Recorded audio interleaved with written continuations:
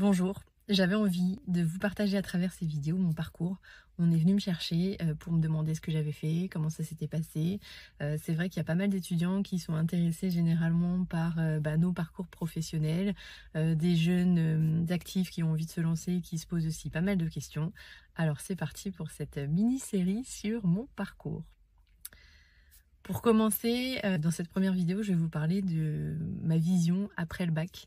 Ça faisait longtemps que j'étais dans les études, 18 ans, enfin 15 ans, et j'avais envie d'arrêter après le bac parce que j'avais envie de montrer, un peu biberonnée aux séries américaines, ce que je valais, comment je travaillais, que j'étais sérieuse et que j'allais y arriver et que j'allais tout mettre en œuvre pour montrer aux entreprises que je méritais d'évoluer dans les échelons. Et donc après le bac, aux grandes dames de mes parents, j'ai décidé d'arrêter mes études. Et j'ai commencé à faire des petites missions d'intérim. J'ai fait de la vente déjà dans des magasins, pour Pinky, pour enfin voilà du prêt-à-porter, du Laurent Serrer à l'époque. Et donc mon job c'était de vendre des vêtements à des personnes. Et évidemment il y avait une notion de commission. Donc plus on vendait de gros paniers, plus on avait de commissions. Ça m'amusait beaucoup.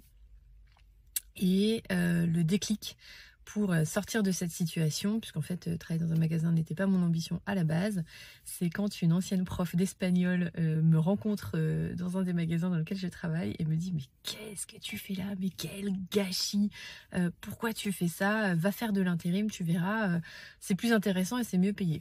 Effectivement, j'ai toqué aux portes, Kelly Service, Manpower, les boîtes d'intérim, et là on m'a confié des missions qui étaient beaucoup mieux payées, de standardiste, de secrétaire, de documentaliste, de faire les inventaires dans les magasins, toutes ces choses-là. Donc en fait j'ai un peu fait la palette de tous les jobs que je voulais pas faire.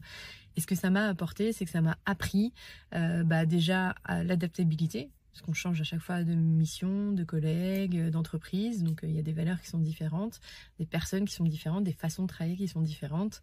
Et ça m'a permis vraiment de comprendre tout ce que je voulais pas faire par la suite.